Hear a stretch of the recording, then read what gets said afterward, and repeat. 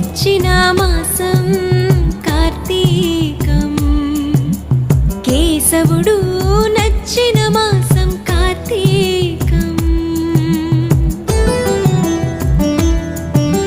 శివుడు మెచ్చిన మాసం కార్తీకం కేశవుడు నచ్చిన మాసం కార్తీకం హరిహర